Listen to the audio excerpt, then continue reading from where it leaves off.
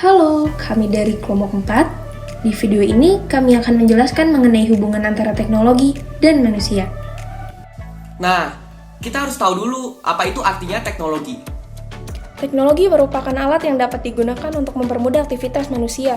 Kesenjangan digital antara mereka yang memiliki akses dan keterampilan teknologi dengan mereka yang tidak, ketergantungan yang berlebihan terhadap teknologi dan dampaknya pada kesehatan mental dan fisik, masalah privasi dan keamanan data, terutama dengan meningkatnya pengumpulan dan penggunaan data pribadi. Keterkaitan antara demokrasi dan teknologi juga penting untuk dibahas. Peningkatan partisipasi. Teknologi dapat memfasilitasi partisipasi politik yang lebih besar dengan menyediakan platform untuk berbagai pendapat, pemungutan suara online, dan kampanye politik melalui media sosial. Nah, kalau dalam konteks demokrasi, teknologi memiliki dampak yang sangat signifikan.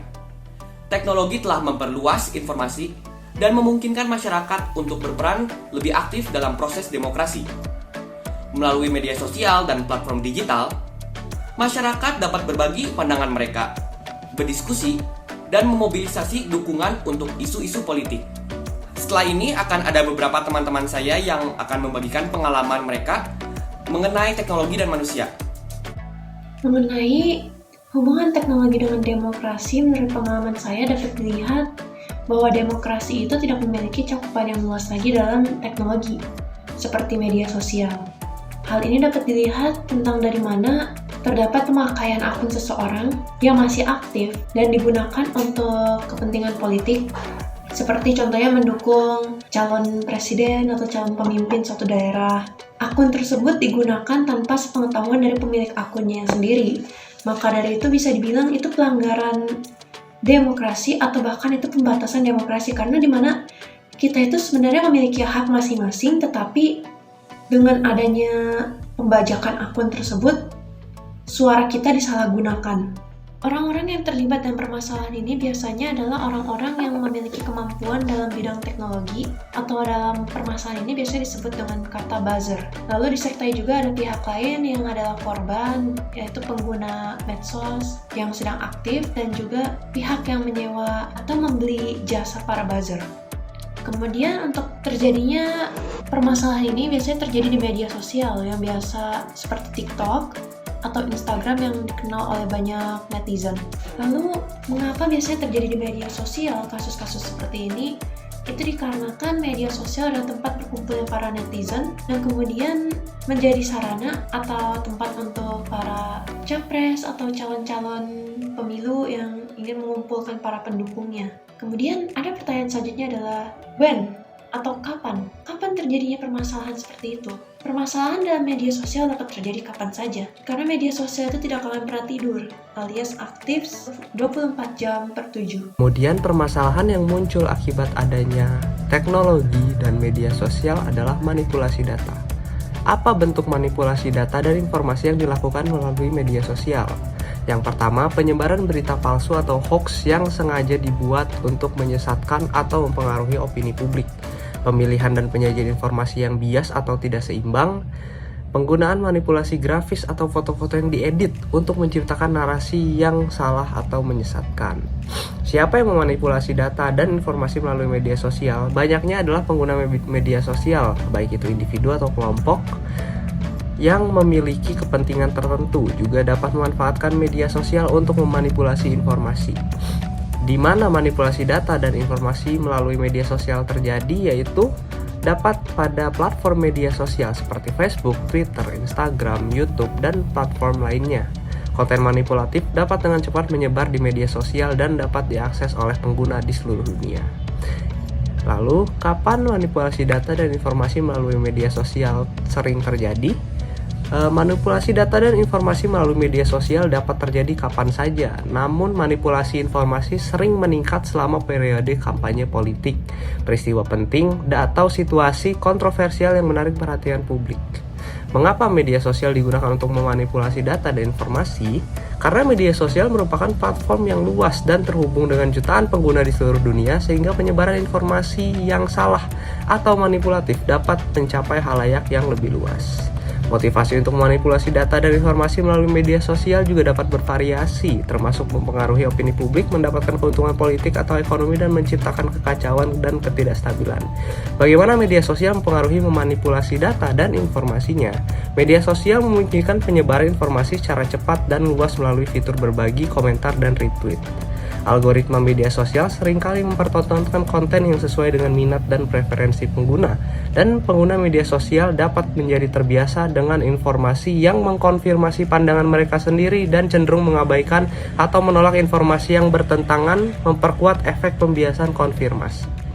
Pengalaman pribadi mengenai hubungan antara teknologi dengan manusia, yaitu zaman modern seperti sekarang ini, media sosial digunakan sebagai sarana multifungsi yang digunakan untuk apa saja seperti promosi dagang, berkampanye, dan menyuarakan pendapat. Promosi dagang tentu sangat bermanfaat bagi pengusaha UMKM di Indonesia. Berkampanye dan menyuarakan pendapat melalui teknologi media sosial juga bermanfaat agar demokrasi di Indonesia semakin maju karena mudahnya langkah-langkah untuk bersuara dalam media sosial. Seperti menyuarakan pendapat diperlakukan dengan mudah melalui petisi yang dapat diakses secara online. Permasalahannya adalah kecanduan media sosial mempengaruhi mental generasi muda bangsa, seperti membuat perbandingan diri sendiri dengan orang lain, terobsesi menjadi orang lain, menimbulkan stres akibat dari tontonan bergenre sedih, serta cemas ketika tidak membuka media sosial. Kecanduan media sosial terjadi di kalangan generasi muda karena generasi muda lebih up to date daripada generasi yang sudah berumur lebih dari 40 tahun. Kecanduan media sosial dapat terjadi dimanapun, namun tempat tertentu yang memperparah keadaan mental tersebut adalah rasa kesepian dan berada di rumah sendirian. Masalah ini dapat berpuncak ketika malam hari, karena saat malam hari, fisik dan mental manusia sudah lelah sehingga memilih untuk menutup harinya dengan membuka media sosial. Kecanduan media sosial berpengaruh pada mental generasi muda bangsa karena kurangnya produktivitas kehidupan, rasa malas, dan merasa lebih senang ketika membuka media sosial. Kecanduan media sosial menimbulkan peningkatan dopamin otak yang memberi efek senang setelah membuka media sosial, sehingga otak mengidentifikasi aktivitas ini bermanfaat dan menyenangkan yang harus diulangi lagi. Mengurangi kecanduan media sosial dapat dilakukan dengan membuat jadwal aktivitas secara teratur, menghapus atau mengurangi aplikasi media sosial, dan beraktivitas dengan tidak menggunakan smartphone atau media sosial.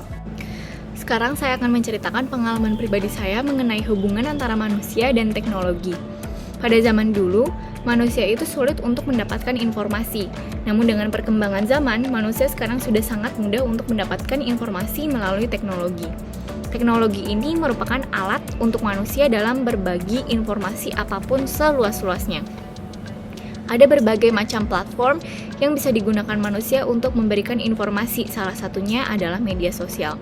Akan tetapi dengan perkembangan teknologi ini, informasi yang didapatkan oleh manusia tidak sepenuhnya bersifat aktual. Ada banyak juga informasi yang tersebar di media sosial yang bersifat berita bohong atau hoax. Yang sebenarnya ini pun menjadi salah satu faktor mengapa demokrasi dalam Indonesia ini semakin luntur, karena selain penyebaran hoax, informasi tersebut juga banyak yang bersifat provokatif. Pada dasarnya, informasi yang berada di media sosial ini dapat diakses oleh siapapun dan kapanpun. Karena itu, informasi yang berada di media sosial ini bisa menjadi sangat bahaya bagi kita semua apabila kita percaya pada informasi tersebut secara mentah-mentah tanpa tahu kebenarannya. Ada beberapa alasan mengapa terdapat banyak sekali informasi palsu yang tersebar melalui media sosial. Di antaranya adalah manusia memiliki keinginan untuk diakui sehingga merasa bangga saat menjadi penyebar informasi pertama atau jadi yang paling up to date, padahal belum tentu benar informasinya. Selain itu, ia juga merasa bahwa informasi tersebut bermanfaat sehingga merasa perlu menyebarkannya meski belum mengetahui kebenarannya. Ada beberapa cara agar kita sebagai pengguna teknologi terbebas dari informasi palsu, yaitu dengan hati-hati dengan judul yang provokatif. Berita hoax seringkali menggunakan judul sensasional yang provokatif, misalnya dengan langsung menundingkan jari ke pihak tertentu. Isinya pun diambil dari berita media resmi, hanya saja diubah-ubah agar menimbulkan persepsi sesuai yang dikehendaki sang pembuat hoax tersebut. Oleh karenanya, apabila menjumpai berita dengan judul yang provokatif, sebaiknya kita mencari referensi berupa berita serupa dari situs online resmi, kemudian bandingkan isinya, apakah sama atau berbeda. Dengan demikian, setidaknya kita sebagai pembaca bisa memperoleh kesimpulan yang lebih berimbang. Lalu kita juga perlu untuk memeriksa fakta. Perhatikan juga keberimbangan sumber berita. Jika hanya ada satu sumber, pembaca tidak bisa mendapatkan gambaran yang utuh. Hal lain yang perlu diamati adalah perbedaan antara berita yang dibuat berdasarkan fakta dan opini. Fakta adalah peristiwa yang terjadi dengan kesaksian dan bukti, sementara opini adalah pendapat dan kesan dari penulis berita sehingga memiliki kecenderungan untuk bersifat subjektif. Dari pengalaman saya pribadi, saya melihat bahwa media sosial tidak dapat menjadi tempat yang aman untuk dilakukannya sebuah demokrasi. Karena dengan kemajuan teknologi di zaman sekarang, penyelenggara dapat dengan mudah memanipulasi suara atau vote dengan sangat mudah untuk mencapai tujuan yang diinginkan. Permasalahan ini dapat terjadi kepada siapapun yang menjadi pengguna media sosial. Tentunya, terdapat oknum yang menjadi dalang dari permasalahan ini dan pengguna media sosial lah yang menjadi korban dari penyalahgunaan teknologi. Biasanya, permasalahan ini dimulai dari platform media sosial terlebih dahulu yang menjadi tempat bagi mereka yang membutuhkan suara atau dukungan dari pengguna media sosial. Tempat diadakannya demokrasi tersebut dapat terjadi di berbagai aplikasi, sebagai contoh Google Form atau Meet secara online, atau juga dapat dilakukan melalui website khusus lainnya.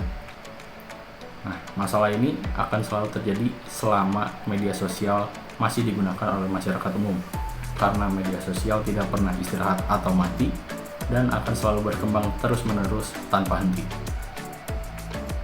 Masalah ini dapat terjadi dikarenakan media sosial adalah implementasi teknologi yang diterapkan ke dalam kehidupan sehari-hari, yang artinya media sosial dibuat dengan sebuah sistem yang dirancang oleh manusia sendiri.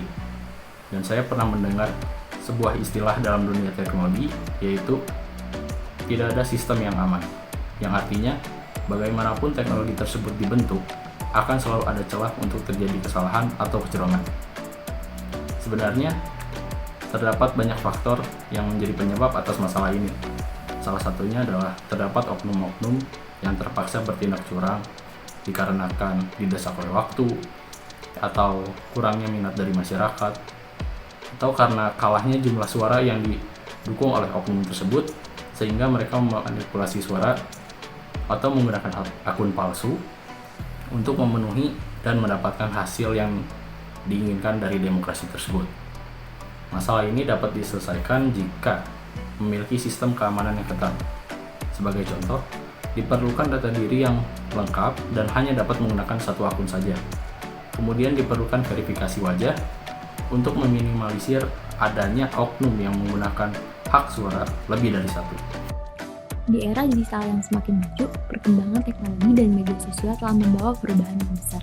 Salah satunya dalam cara kita berbelanja. Di mana saja kita berada, pengaruh teknologi dan media sosial dapat memicu pembelian secara impulsif. Misalnya, di rumah saat kita mengakses aplikasi mobile shopping, atau ketika kita menelusuri platform media sosial yang penuh dengan iklan produk yang akan membuat kita terpapar pemasaran yang kuat atas promosi tertentu. Pengaruh teknologi dan media sosial ini muncul sepanjang waktu. Hal ini terjadi karena teknologi dan media sosial menawarkan kemudahan akses ke dalam produk, mendorong impulsif konsumen dengan iklan yang menarik, menampilkan penawaran diskon yang terbatas, dan membuat kita merasakan FOMO atau fear of missing out yang akan membuat kita mendorong pembelian secara impulsif. Teknologi dan media sosial mempengaruhi kebiasaan berbelanja dengan memanfaatkan pemrosesan yang cepat dan mudahnya transaksi online.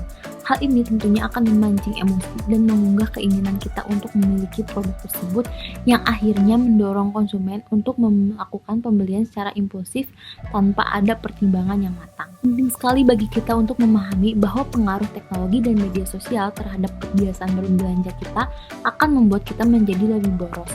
Maka dari itu, kita harus bijak dalam menggunakan teknologi dan media sosial dan mempertimbangkan keputusan belanja dengan matang. Karena kita memiliki kendali atas kebiasaan berbelanja kita. Jangan biarkan pengaruh teknologi dan media sosial membuat kita terjebak dalam pembelian secara impulsif.